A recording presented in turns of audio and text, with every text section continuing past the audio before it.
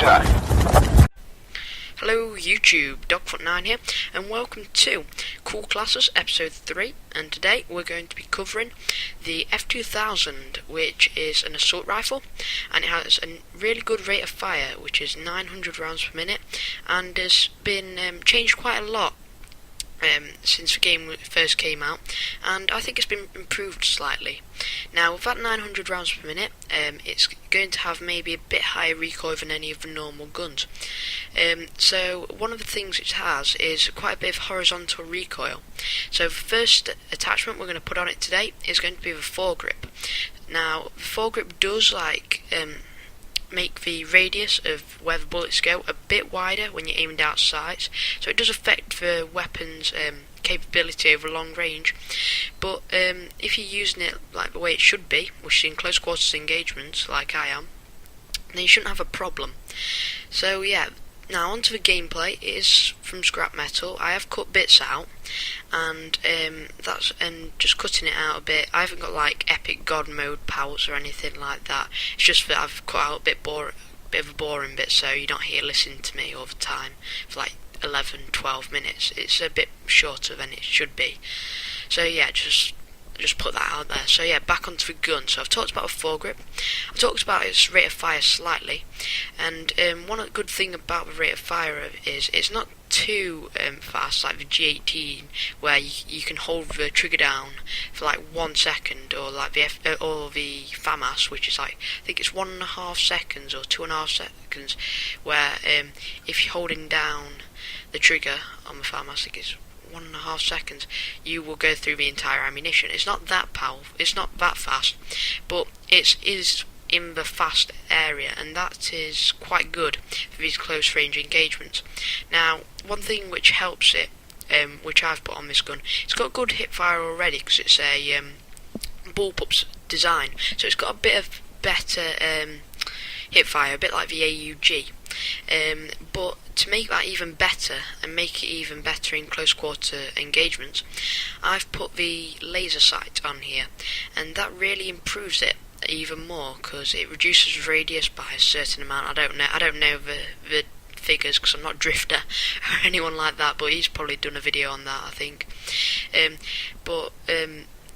That does really help with the hip fire radius, and that with the bullpup design makes it like a killing machine in close quarter engagements. Now I do aim down the sights a lot because that's just the way I am, but majority of these kills which I get by aiming down the sights, I could probably get in the same amount of time hip firing. So that shows how good this gun is when hip firing.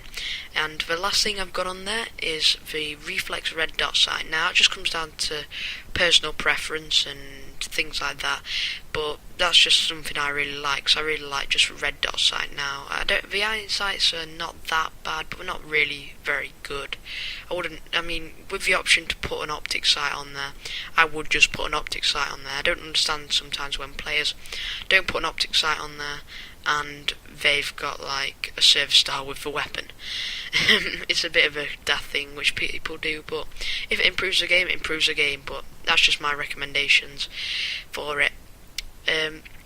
Now, game modes I'd play it on would be TDM on maps like Nosh Arcanals, Grand Bazaar. I'd play it on. I've played on Grand Bazaar with this weapon, and it does seem, so it manages alright.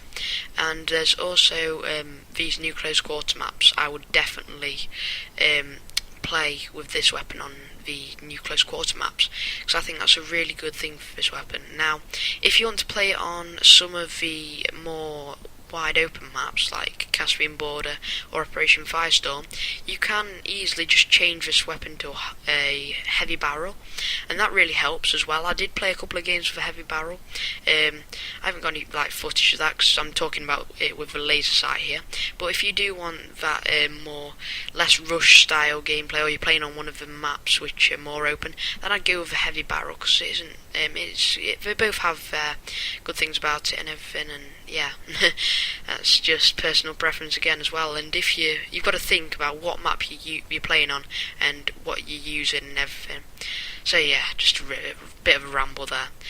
And also, one thing you've got to keep in mind with this laser sight is it's probably not the best thing to go sneaky with, because with a little like laser line which goes off it, it's not as visible sometimes as the flashlight, but you can definitely see it. So if you want to go stealthy and use the laser sight, if you know you're not going to get into an engagement and you're flanking, then I'd turn it off so people don't know where you are.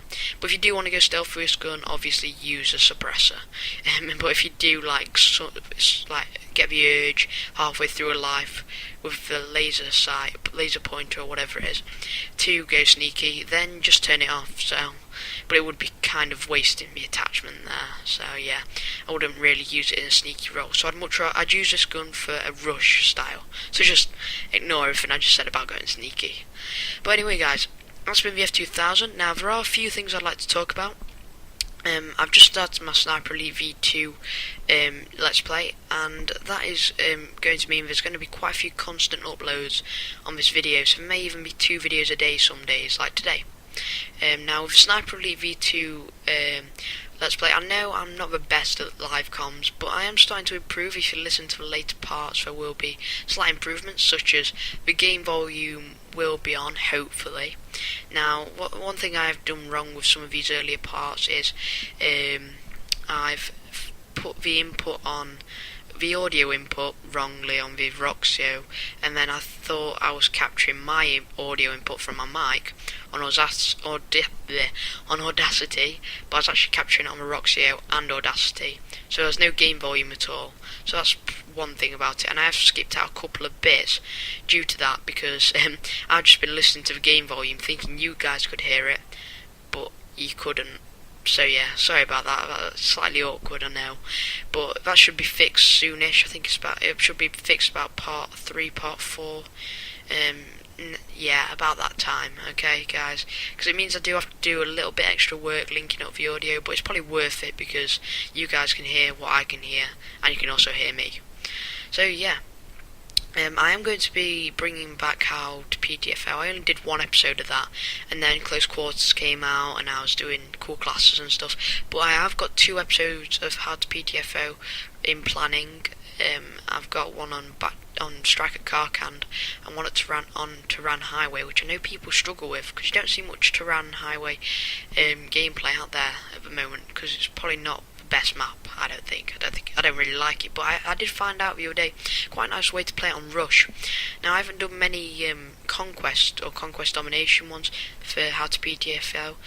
I won't have one up in the next couple of episodes for it, but I will be doing like Close Quarters How to PTFO, just an overall guide to Close Quarters and how to do that. Well, not an overall guide, but how to just do well on each of the maps, probably.